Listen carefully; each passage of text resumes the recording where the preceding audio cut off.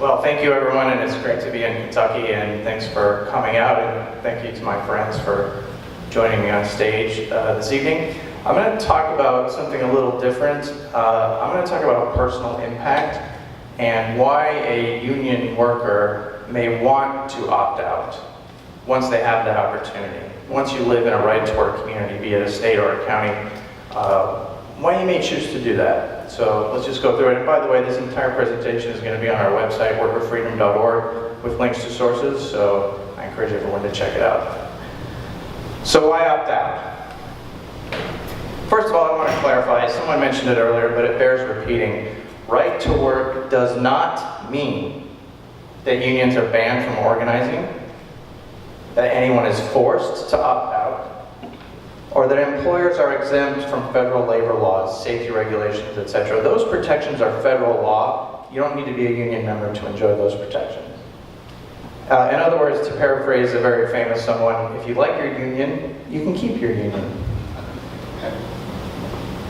However, you may want to opt out if you're not satisfied with the services you get from your union, you feel you could get a better deal from your employer by bargaining directly with them, you don't like being forced to financially contribute to a private organization, or, it's at the bottom here, politics.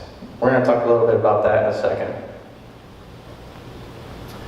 So let's talk about the services of unions. Why might you not be satisfied with the services your union gives you? Well, one of the services they claim to provide is to give you higher wages, to bargain for higher wages. Not always true. This is a quote from Business Insider. Germany's non-union Daimler AG workers at its plant in Alabama make the most per hour among U.S. auto workers at an average of $65. And this chart, which shows a comparison between Mercedes and unionized Ford and GM, are taken from Automotive Research, the Center for Automotive Research. And again, these links are on our website. Feel free to check them out yourself. So in other words, it's not always true. What about job security? Unions claim to be able to provide job security. Not quite. This is a quote from a Reuters, that's Reuters, independent news organization, not a right-wing think tank. They did a survey of the United States auto industry. They looked at 30 years, 3 decades. Direct quote. And by the way, we splashed this quote all over billboards in Chattanooga, and we're happy to do it. Workers know that almost every job lost at U.S. car factories in the last 30 years has occurred at a unionized plant, while almost every job gained has come from a non-union company. Let's just take a moment to let that sink in. Almost every job lost in 30 years has come from a unionized company. So much for job security. So, let's talk about the cost of these so-called services that unions claim to provide. We're going to use this as an example since we're here in the Corvette Museum. We'll keep to the U.S. auto industry. This is from the UAW's website, a summary of the 2011 General Motors contract. According to them, General Motors' entry-level wage is $19.28 per hour. Again, this is 2011. This was taken right off of the UAW website. Again, from the UAW website, the dues. The minimum monthly dues is an amount equivalent to 2.5 hours of straight time. 2.5 hours of straight time. At that wage, that equals $578.40 a year. Now again, wages and union dues vary from union to union and from territory to territory, state to state. We're just using this as an example. And of course, the more you make, the more you pay in dues. Let's just remember that. Wow, that's almost $600 a year. So what do they do with that money? It's a lot of money. Well, it may or may not help workers. It may or may not give you higher wages. It may or may not protect your job. But there's one group that it definitely helps. That's the Democratic Party. In fact, you could call labor unions the bank of the Democratic Party, and it's a pretty accurate description. This is from the Wall Street Journal. They looked at a 6-year span of time, and they found that Labor unions claim to have spent $1.1 billion in that amount of time on politics. That was just the tip of the iceberg. The Journal found an additional $3.3 billion. That's $4.4 billion unions spend on politics in 6 years. $4.4 billion. Almost all on liberal causes and candidates. And every dollar, every dime came from a worker's paycheck. Don't believe me? Let's take a few quotes from some very famous union leaders. This is from Andy Stern, former president of the SEIU. Quote, Mr. Stern, "We spent a fortune, $60.7 million to be exact, to elect Barack Obama, and we're proud of it." This is Bob King, formerly UAW president. I love that word, formerly. Labor scored a huge victory when we helped re-elect Barack Obama. Huge victory. In summation, big labor is blue, very, very blue. Kentucky's red, and getting redder.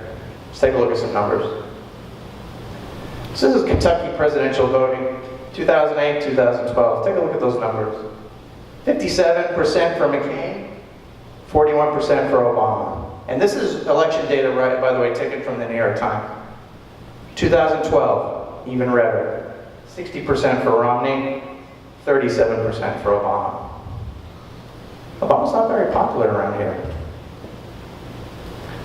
Let's drill a little deeper in, get Warren County specific.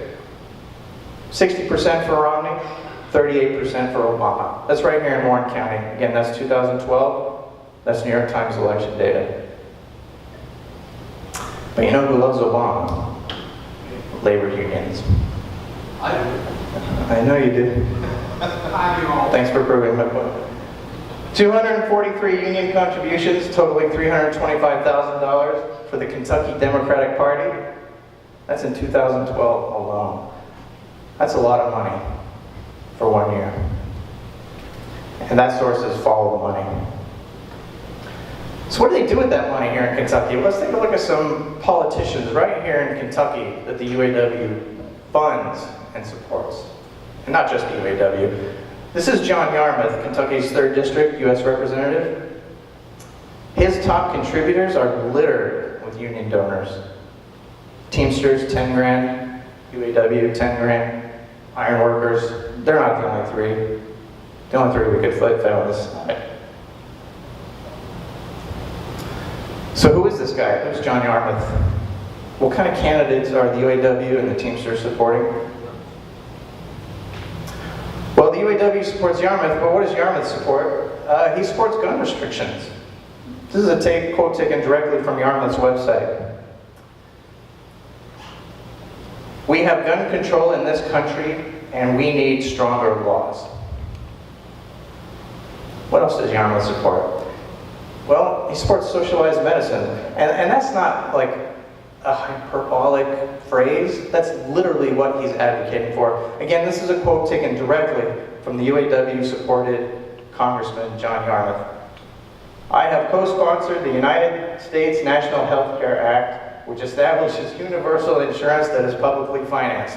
Hello, national health insurance. This is even worse than Obamacare. I never thought I would say those words.